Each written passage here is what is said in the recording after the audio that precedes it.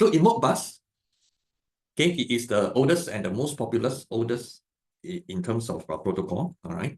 And if we look at it, when was it first published? It was first published in 1979, and it was developed by Modicon, right? Modicon is a company that developed PLC communications. Nowadays, or at least now, you won't really see Modicon anymore because it has been bought over by Schneider, right? Schneider Electric has bought over Modicon, and therefore Modbus now also comes under Schneider. Okay, what is Modbus, right? Modbus is a common language between controllers, sensors, and actuators, right? If you were to try to think of it as a protocol, all right, it means that now that you understand, now that you know about Modbus, when you hear that this particular sensor is a Modbus sensors, then what you need to do is to also get ready your controller to have the Modbus interface. With that, then the two of them can communicate, all right? We'll see more in terms of wiring, in terms of the protocol itself. For our lab, we will be only using sensors as a means of data exchange and for your learning. But of course, there are many more in the category of actuators. For example, Modbus motors that support Modbus communication, which means your controller can be sending commands for speed regulation or even for torque regulation. If you need more, of course, within the slide itself, these are the information that I've provided necessary for your basic understanding and for preparation for assessment. But if you really need to find out beyond, right, I will point you to their official website. Okay, you can read up more with their official documentation and etc. within modbus.org. And when we talk about having different equipment connected together, there are various networking topology, right? Various topology for connecting devices, equipment together. But for Modbus, it is best to be connected in a daisy chain method. All right, this is best.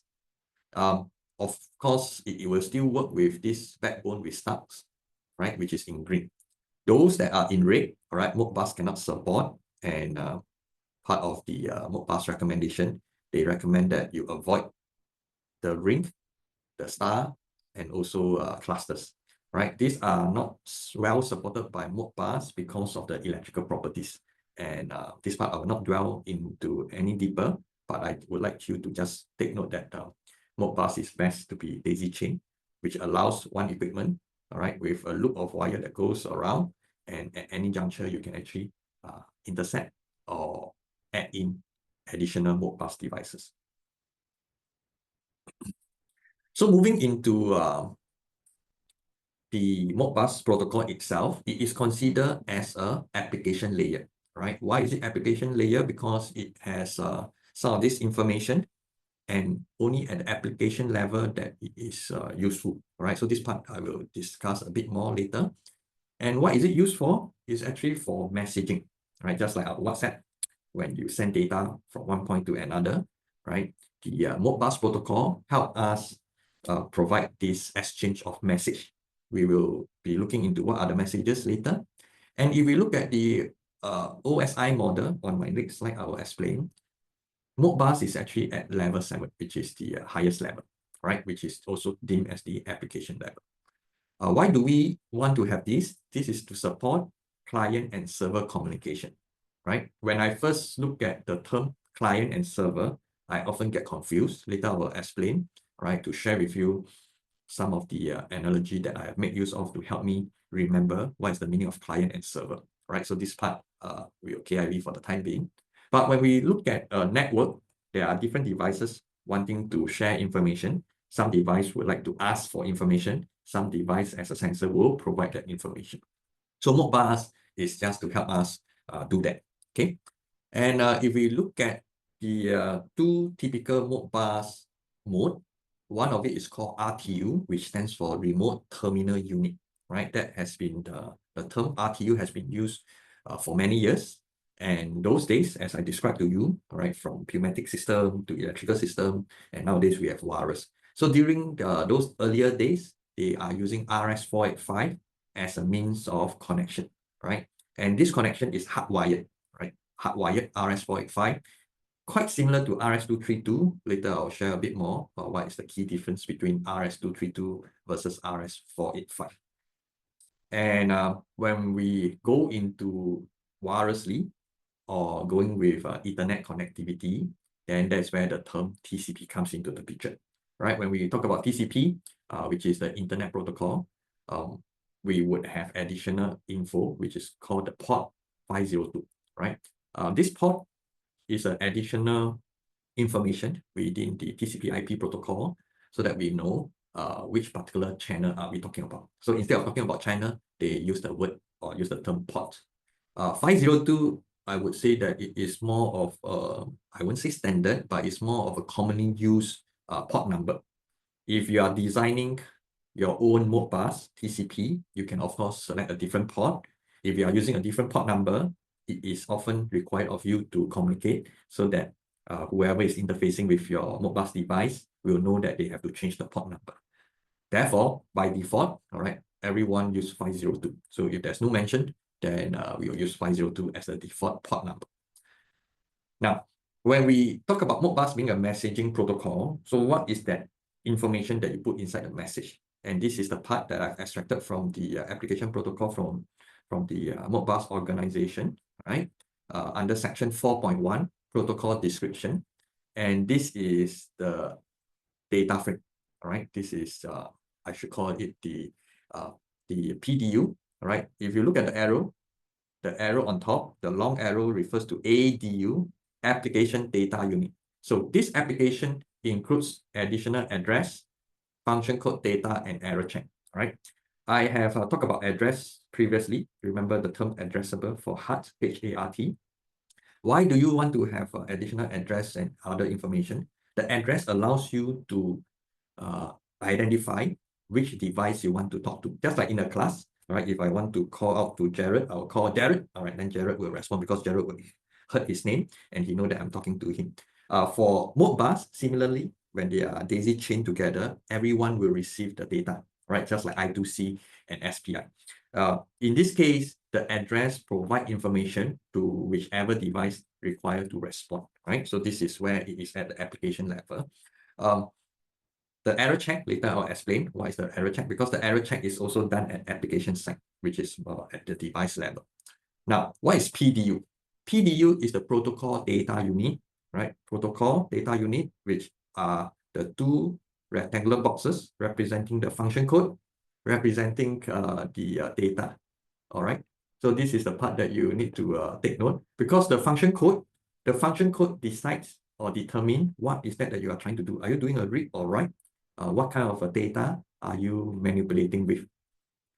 Okay, then subsequently, because these are text messages that you send over, and it could be 1 byte, could be a lot more bytes of information that you're sending through, right? So this forms your PDU, which is the protocol data unit.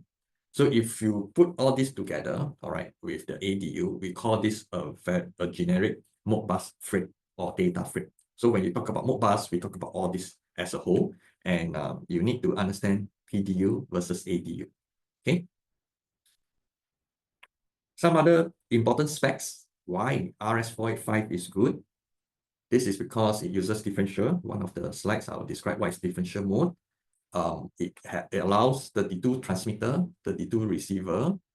It can support more than 4,000 feet of length, all right, some of the data rate and so on. All right, the rest I will not read because you can read up on your own. The key information that I want you to pay attention to is the length, all right, data rate, and of course, the number of devices that you can support.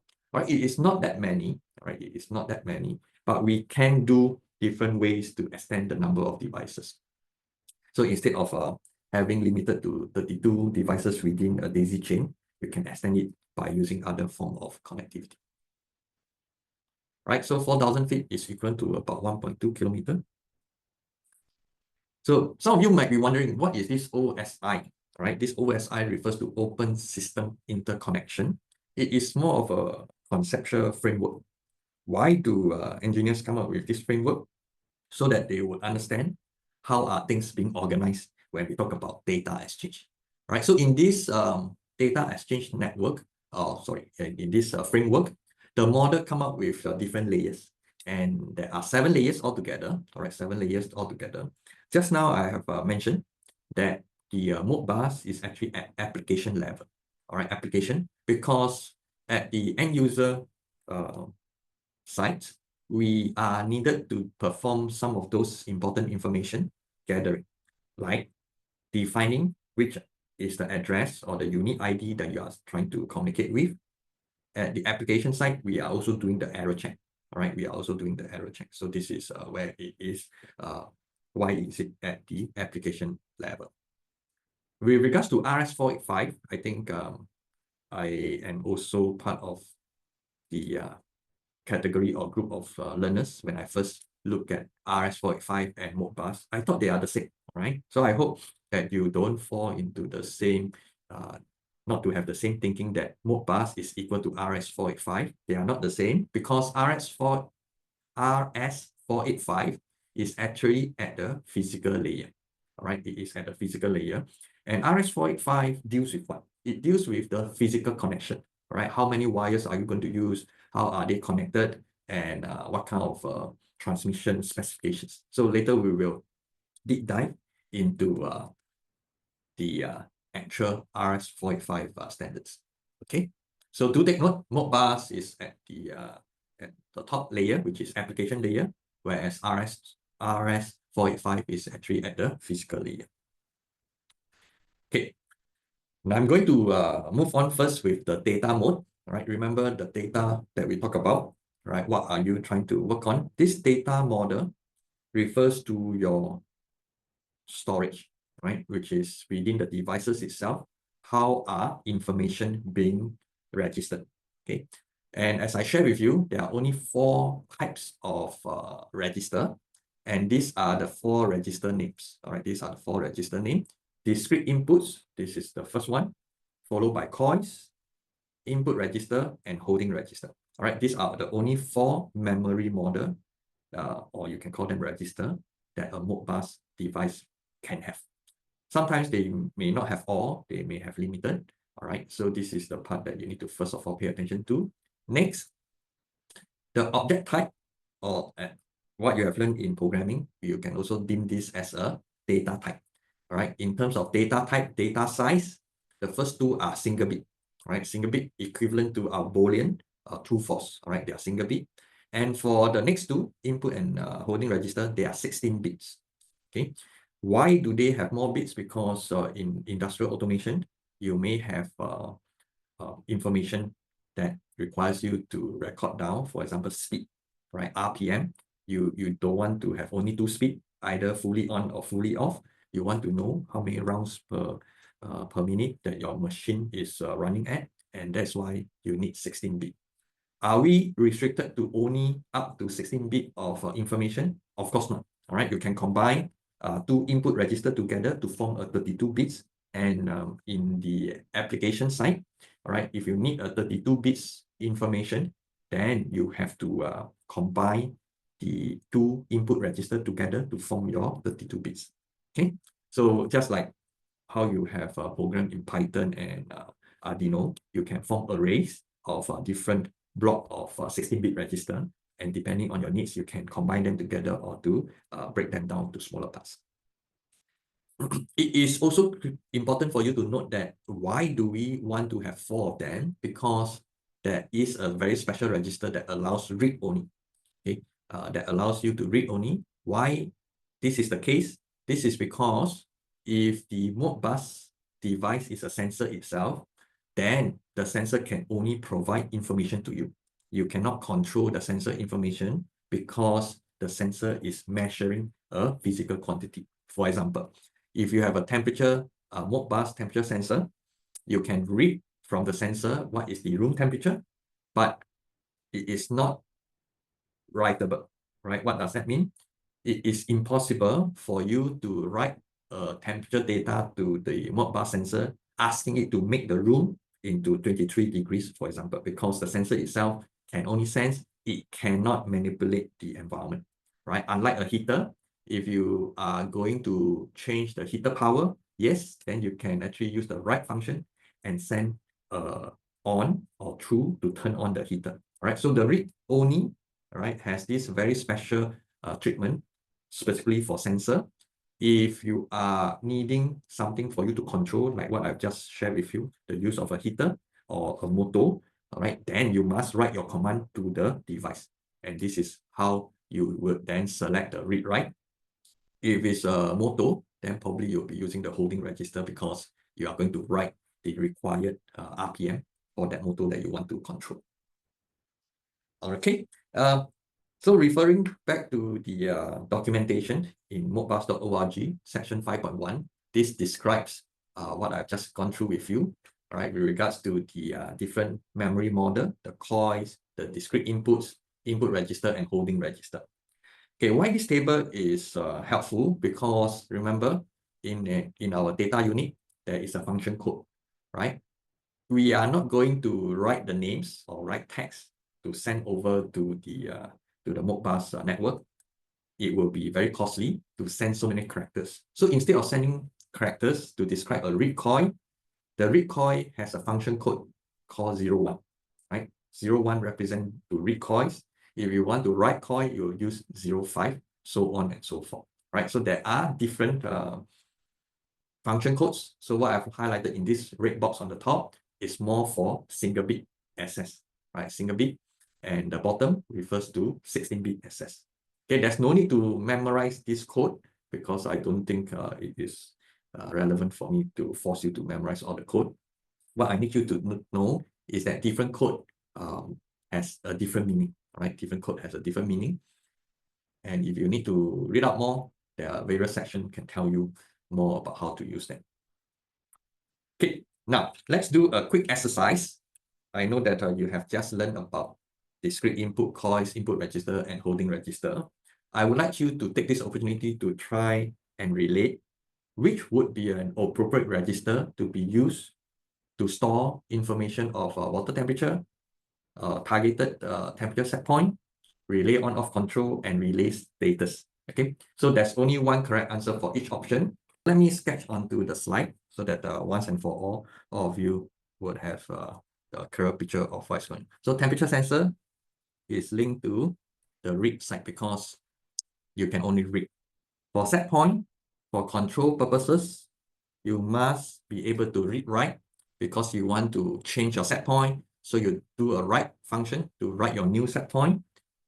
In some cases, you have forgotten what was your set point. You can request by reading out that set point. All right, that's why you have the read write. For the on-off control, because you want to turn on and off the relay, it must have the read write control. All right, it must have the read write control, and therefore we should be using the coil register. As for the status of the relay, because you are not changing the status, you are trying to read from the status, you can actually do a discrete input read in this particular example. So this is, or this should be the correct answer for your reference, all right? Unfortunately, from all the inputs, I haven't scanned all yet, but those that I've looked into did not have the correct answer. Okay, I'll pause here for a while for you to digest and to see if anyone has any question on this. All right, so the read-write functionality is critical. If you are designing any Modbus device, the choice of the register will determine the behavior. So if you make a wrong choice for your set point, if it's read-only, then when you deploy your equipment or your device, unfortunately, no one can change the set point because you choose the wrong register. So try to avoid this by understanding how the registers behave and how they should be used for your application. So moving on, all right, since there's no question, let us move on. With regards to RS-485 being the hardwire layer, okay, I think there's a question coming in. What is the difference between coil and digital input and holding register? All right, thanks, Jared, for that question. So if we look at the, sorry, why my slide is so slow. If you look at this table gives you a clear picture of what are the key difference in terms of data size. All right, we have single bit versus 16-bit. Okay, with regards to your question, coil and holding register, you can see that the data size are different, right? This is the key difference. One is for single bit. For those who have learned about relay, all right, mechanical relay, there's a coil where you can energize to turn on and off. you only need a single bit to turn on and off a coil. Okay, I hope that answers your question, Jared. Okay, so moving back to the wiring, right? So this part is on hard wiring.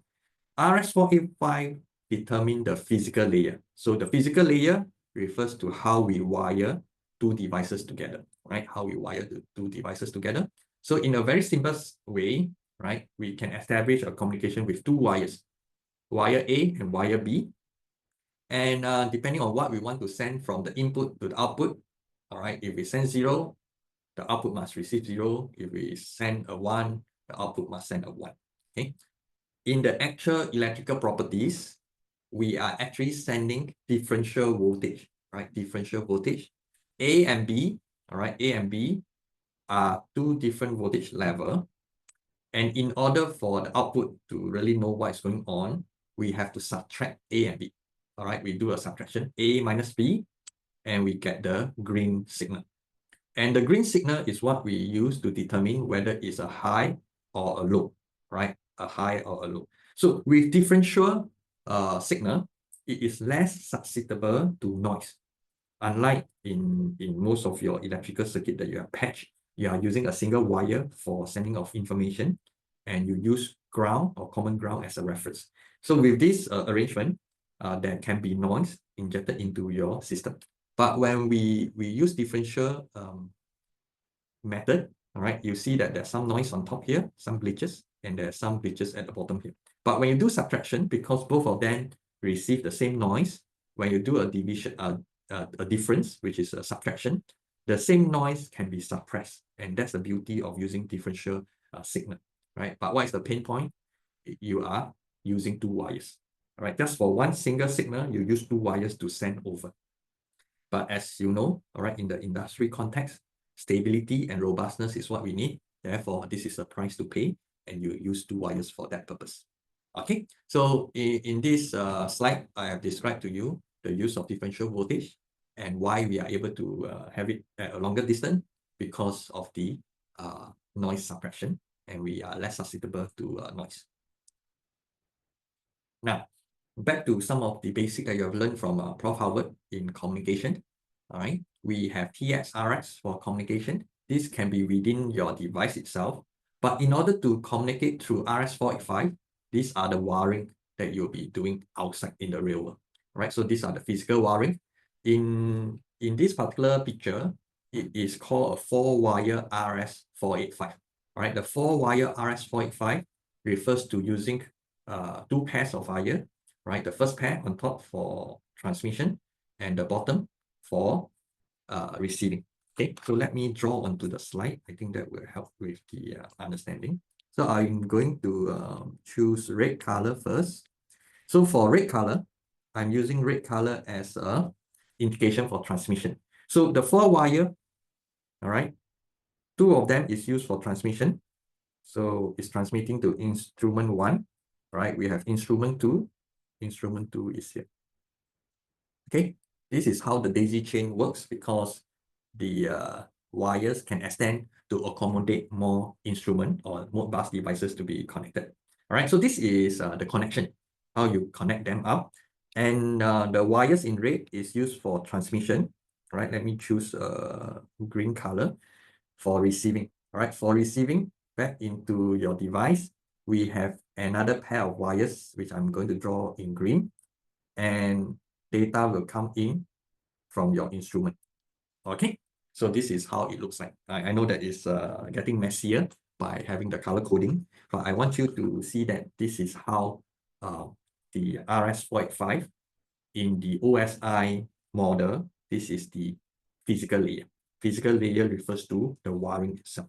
So back to this slide, all right, the 4-wire, very clearly you can see that we have the transmitting path, TX, which is the transmission path. We have the RX receiving path. So in this particular example, it is capable of having a full duplex, all right, having a full duplex because you have a dedicated line for transmission, a dedicated line for receiving.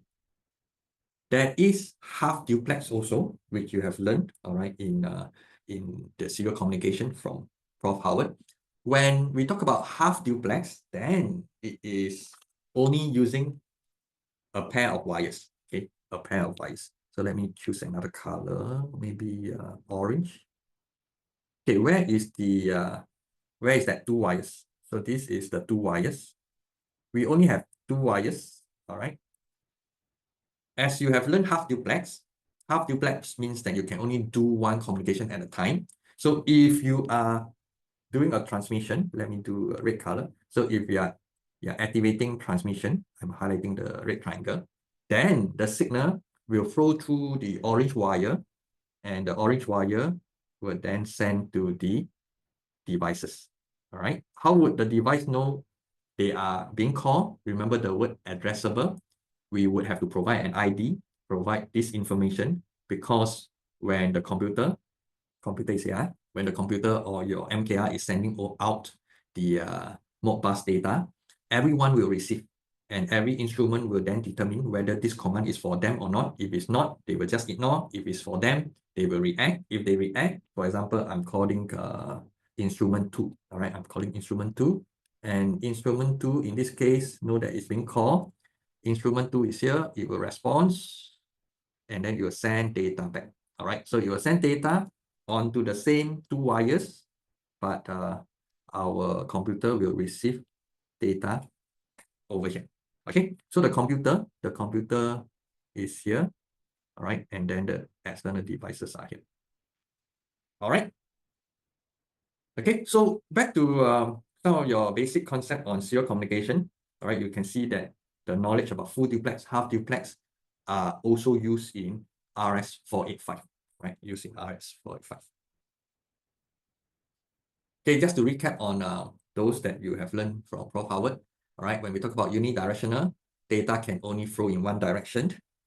But for Modbus, if it's half duplex, then the single lane or single copper wire, or in our Modbus case, the pair of wires must support bidirection. All right, bidirectional. And in this case, we call it the half duplex. Importantly, you cannot send and receive at the same time. Otherwise, there will be clash in your data. Excuse me. Finally, all right, for our Modbus RS485 four-wire configuration, then it is full duplex, bidirectional, and it allows simultaneous sending and receiving. Okay,